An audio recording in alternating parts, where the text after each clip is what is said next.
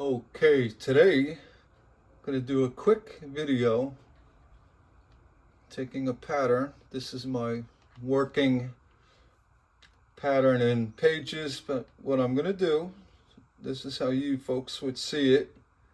I'm going to open up a preview, which is right down here. Well, it's an app on a Mac. Open it up.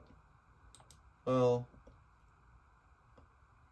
open recent. I just had it open, but you find the file. This is your PDF file. You can enlarge it, peek at it, make it smaller. You want to just make it a workable size. What we want to do is take this pattern, print it on 70-pound cardstock, and I'll show you how to use the pattern shears to make them the individual segments for your patterns. So first thing we want to do is open it up in preview, or if you have another PDF file application, I don't know. But I'm going to use preview because I have a Mac. You open it up and then go file, print. Now you can select all four, which I don't want to do. I want to get page 1:1. This is scaled at 100%. If you go, say 125, it'll blow it up proportionately. But we want to just go to 100. Now what I'm using is a HP LaserJet black and white printer. What's really nice about the HP printers, you can use a heavy cardstock, 90-pound if you want, but for this demonstration I'm going to use 70, which is the thickness of a lot of pattern paper that you would be using. 90 is fine, but again I'm going to use 70 just for this demonstration. So we're going to go ahead and print that up. Another thing about the HP LaserJet printer, and you can find that at my store, the printer itself, the ink that comes out, if you tin it down or tone it down, you could actually erase it with a good pink eraser. Sometimes oops, my apologies. Sometimes the print has a little shadowing here and there. I mean, sometimes it's not the end of the world. You can still see it. I just put a cartridge in. I'm going to go ahead and print it again. It was actually an old cartridge. I thought it would work better than that. But we're going to try. I'm going to print it again. Get rid of that one. Oh, not used to the stick in front of me. I'm going to go 1:1. Print it. Try that again.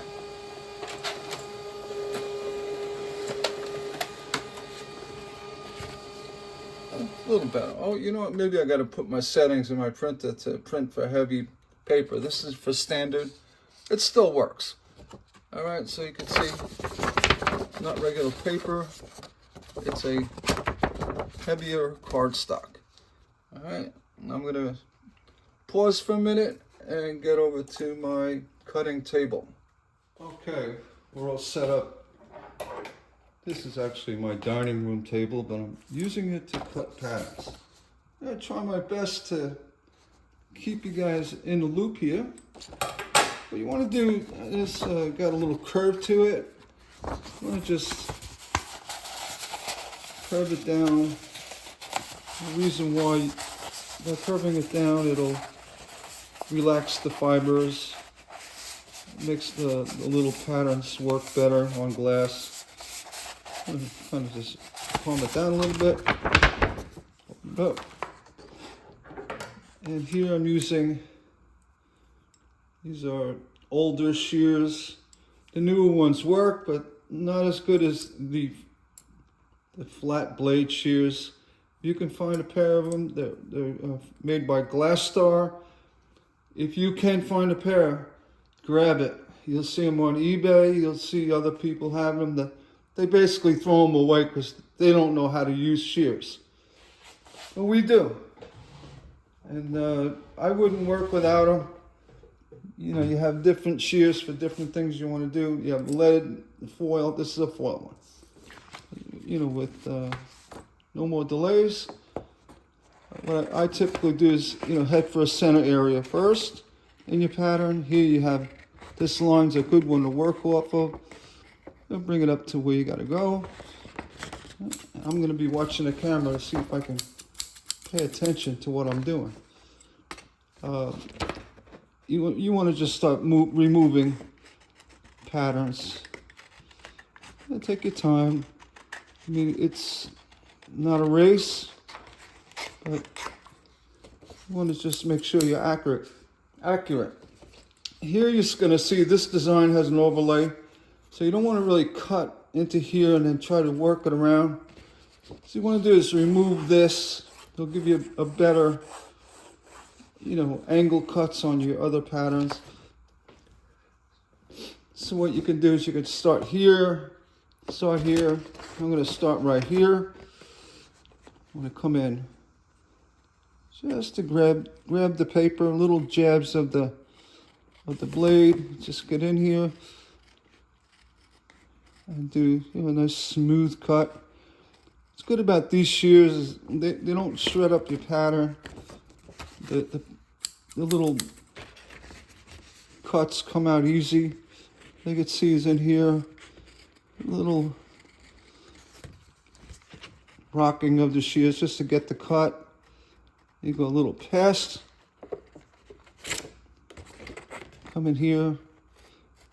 You can remove that pattern. You were just dying to get out of there. So you just come in here. You can see I'm watching the camera. You know, little start. And then follow it through. And just keep throwing your patterns. I know it's a lot of folks like to just cut that glass right on top of the pattern and, you know, use the lines as a guide. It's really not good to do. And the main reason, unless you're doing everything out of cathedral glass where you can see right through on a light box and, you know, cut freehand basically, following the lines. And that's okay, but it's not going to be as accurate as this. You know, the accuracy of cutting, you know, with the shears and making a template, there's no mistake that if you cut your glass to the template, you're going to have a perfect fit. I can't stress that enough. Here, I mean, most of the time I have 2 copies laid out so I can look to see what I'm cutting, but I don't need it with small patterns. So what you want to do is get right in the line, you know, a little start. What's nice about these shears is you can actually make some pretty long cuts with it without worrying about problems. Put it aside. Then you come back to the flower. You can see that. And you know, you're using the shears to smooth out stuff. You know, getting into what you need, what you don't need. Here, our goal is just to remove this center, which will give you access to all the little petals. It makes life easier. I mean, you can stop here. You know, you already got your line going. Come up in here. Grab that. So what I'm doing is I'm getting this petal done and being really careful to follow the gentle curves, you know, without running off. And go up to there. And here, what you want to do is just come in there, remove that. You have that section. Checking the camera. And then come back here. I mean, you can trim this off, have less area to work with. As you can see, these shears work really well. You know, Look, no jagged edges. Nice and smooth cut. These work really well because they're flat. Right? And here you look at your pattern, you say, well, I got to get more of that center out. Go back to where you left off. A guide where to get started. Sometimes you just need a little bite to get in. You're going to follow that curve. And, always in the back of your mind, you say, well, let's cut this so it works for cutting glass. In this case, you have, this is going to fall off. And you want to get to that. So what you want to do is just grab both of them, if you can, under your finger, just to continue that cut. Make a good cut. Put that aside. Come in here. Oop, that one went on the floor. We'll go get that. All right. You could separate them as you go into areas. Again, if you have a big pattern with a lot of pieces, you may want to do that. Just say, well, that's that, and that's part of the background. But when you print up another copy, you lay everything out, and you know where it goes. Here, you can see this. I've got this line that it's going to go over this line. So you don't want to go, earlier, come here and then come there. You want a nice straight cut. There you go, right in. Need to go. And that's going to drop. If it doesn't drop right away, make sure you don't cut it twice. You go like that. You cut it twice. That's not good. Right, you just follow right through. Now, this is acting almost like glass. If you were cutting this pattern with glass, you can make the score all the way around, but to break it, you want to back up, get in here and cut it like that. So you're going to keep a score here that's going all the way around, but you're going to create a relief cut that preserves this curve. I'm going to make a video how to do a full circle, cutting a full circle and using outside relief cuts. Instead of deep inside and relief cuts, I'm going to show how to do an outside relief cut. Because even with the glass circle, if you don't do a relief cut, you really chance having a cut that wants to go where it wants to go. And what that causes is a little burr that everybody loves, the little point. You have to grind off, chip off, deal with. I'm going to show you a way to do it with that little burr has no chance of showing up. But again, we're going to do everything in segments. Come back here. You finish your curve. Coming up to that number 7. Pull it out. What we're doing is we're removing 8. Another thing I want to point out is these shears, they actually control your steering. Other shears, they'll have a mind of their own. These, you do little jabs, actually shape the pattern with the shears and follow what you're cutting. You don't have to follow the middle, just follow what you're cutting and make sure it's smooth.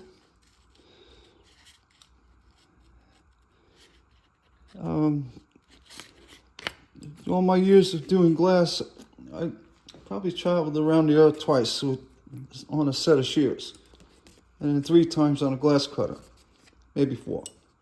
But it's a great tool. There's no other good way of doing stained glass as accurate, as proficient. I mean, the patterns I make and the way I cut, these patterns I can use 100 times. I don't have to worry about grinding with all that nonsense. I could save the patterns, put it in an envelope, easy daisy teardrop, and be done with it, and cut another one in 6 months or what have you. I'm not cutting on a pattern. I have my patterns. Here, instead of going this way, we're going to do the right curve. So you want a little jabs. You go in. See, what I'm holding is this section here. I don't want it to move around on me. It keeps the pattern flat, keeps the shears working correctly. And again, little jabs, nothing. For those tight curves, you don't have to worry about doing a big cut, little cuts. Because again, these shears, the controls is amazing. Here, and this is what gets a lot of people in trouble with those cheap fan-out shears, the ones with the beveled edges on them. When you try to feather into a pattern, it's nearly impossible. The pattern ends up getting sucked up between the blades and gets all jaggedy, and you follow up with regular scissors. Well, with these, it doesn't happen. So you get right in here. Just a little jabs. We're going to follow that gentle curve and come out, and you can see that little indent that you made from the flower petal is preserved. See, no jagged edges, nice and clean. The 70-pound paper really does aid in getting that job done. Whether it's regular white paper you can buy, 70-pound. Most office paper is 20-pound, or I think it's 18 pounds. Get the 70-pound. They sell it at Lowe's and Staples. Here we're faced with an issue with outside curve. You want a predominant line here from this petal because that's our focal point. So you want to do is come right in here, following this edge. Come right in here and just going right to the end and taking that off. And before we forget, grab this one, go right in here, a little jabs, and take that off. So as not to confuse what's trash, shoot it on the floor. Here, being I'm a righty, sorry, I got allergy. Being I'm a righty, I want to keep most of my cutting off to my right side. You're a lefty. All right, so here again, we have the number 10 pattern, which I believe is right here. You want to get that off, you can go this way, or in my case, I'm right-handed, I go here. Again, we start off right, gently right on the end, follow it in, and then right down. Beautiful curve, no jagged edges, a pattern you can be proud of. Put that down, and here, it's harder to hold it like that, so hold it up here. And even for some of these real difficult things to cut, it's not impossible to do with a good pair of shears. You want to come in. You want to spend time, get the patterns down right, because this is an investment of your final piece. You also can say, hey, I got that pattern. I could turn around and give this to somebody, or, I mean, I won't sell it. I mean, I could sell it, but maybe I will. I'll give it away to somebody, for a random person who likes and subscribes. Just shoot me a message below, and I'll send you the pattern. Send you all the I'll send you a copy, 2 copies. And then here, all we have left is this. I want to consolidate. Come up in here, do your curve, and come here, get to that, like this. So again, we're going to focus on this and this because it's an overlay. You can go about it in different ways. I mean, you can trim this off so it's less in your face. I like a little handle, so I'm going to start from the top. There's really no rhyme or reason to it. It's just kind of removing items, removing the pattern. Here's I'm doing an undercut. Basically, I'm cutting in a blind spot, but I know where that pattern is. I know how it needs to be cut. Get rid of that one. Blind spot me, I'm coming in as a lefty would go. Here, I'm not going to have a blind spot. As you can see, I can follow that curvature. Now, sometimes you got to go underneath the pattern. You want to start tearing stuff. So you see how that's pulling on the bottom? So you want to make sure, yeah, that's on top. And then come in, do your curve. And then kind of hold it so you can do that on top. We'll get number 3 out of the way. You're done, number 3. I know those are petals. I think this is a petal. We could sort them all out later. So here it's giving me my desired contour of this pattern still intact, so I can pretty much follow it and be successful keeping them lined up. Last major piece is number 2. Coming here again. And, you know, I am going slow because I'm doing a video. And I want it to be super accurate, especially on a small piece where, you know, consistency and accurate cutting really makes a big difference. If you're doing a 4-foot peacock window with tiny petals and lines could be a little off, because basically what you're doing is you're drawing or redrawing with your shears. You're reshaping all your patterns. Put that there. And if it's off, no one's going to be able to tell. If you take something like this, no one's going to be able to tell if you're a little off or, you know, close enough. But basically, you're going to redraw with the shears. And again, the beauty of making patterns, if I needed to make 10 of those, all 10 will be exactly the same because they're cut from a pattern. So here, I mean, you could take that off first if you want, but I'm just gonna go right for it and start removing the outer shape of this teardrop. See how that dropped nicely, and then you could see what you got to do. 15's a small piece. Everything has been pretty consistent with the outer edge, so I don't have to worry about the inner edge. I'm going to say 15. We have 14. We got to fix too. And then again, number 18, 19. 19. My eyes. Get rid of that. See, there's 16 is its brother. And you go in here. You got to take 14 out. That every now and then you do that to clear up the paper. You don't have to pick it out and it just go like that. That's another good thing about a good pair of shears, and especially these glass star shears that unfortunately you can't buy anymore. I'm really going to look to see if I can have someone make them.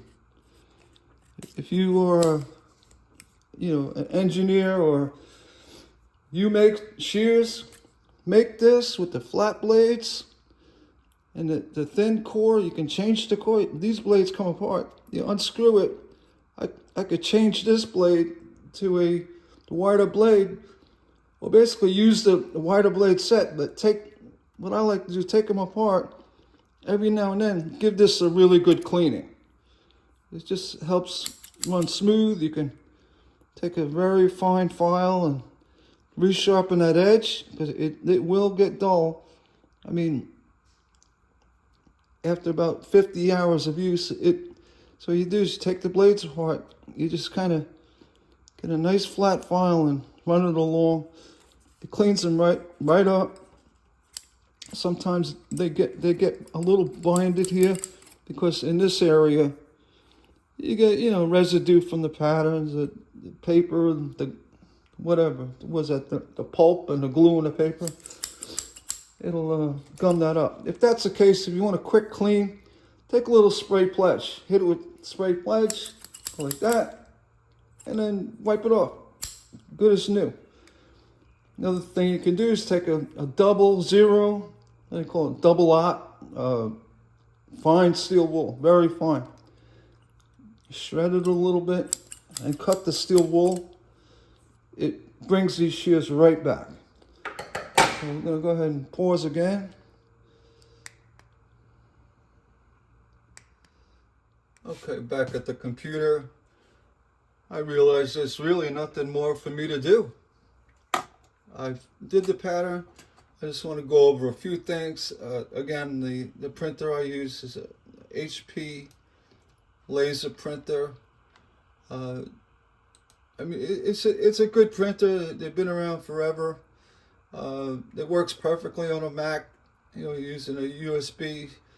I would recommend USB 3.0. It's faster than a 2.0. The new machines have 5.0 capability, which is super fast. You click and it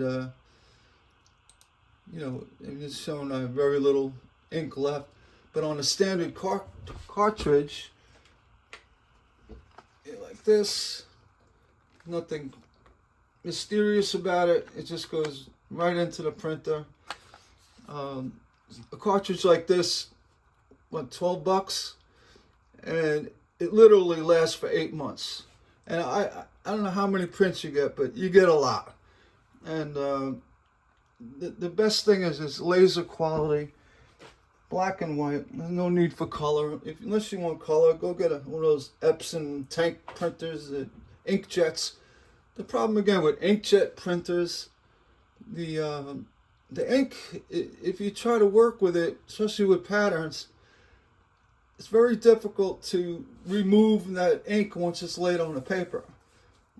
Laser jet printer, and I did this, I found it by mistake. I needed to remove an area. I said, well, let me just see what happens if I try to erase it. 'Cause I needed to tint it down. Well, it erased it. Pretty much gone. I mean, the ink, the ink in a laser jet, I keep calling it inkjets, laser jet, it's 90% erasable. Then you can go back over, you know, redo your pattern. I strongly recommend the Pilot 2, you know, for doing patterns. This is a gel pen, the ink in a gel pen. When you scan it with your phone through Pages app or any other app, and you have to scan a document that's done with the gel pen, it's really easy to work with, and you know it really shows up nice on a scanning. That's why I use it. I could use a gel pen over a pencil drawing and scan it in, work with that, and remove the pencil and everything below, and just leave the ink from the you know, the gel pen. So, more subjects to talk about. This is it. I just wanted to show you how to do a quick print on 70 pound or 70 paper, 8.5 and 11, and show you how to use the shears to cut it, and you know, get a good start on your stained glass project. Again, I'm going to give that pattern away to a random person who likes and subscribes. So do that below. If you have any comments or questions, shoot it down there. You know, ask me what you want. I mean, I'm an open book. Do it. You can ask me how's the weather. I mean, I just go for it. On that, I'm going to sign off.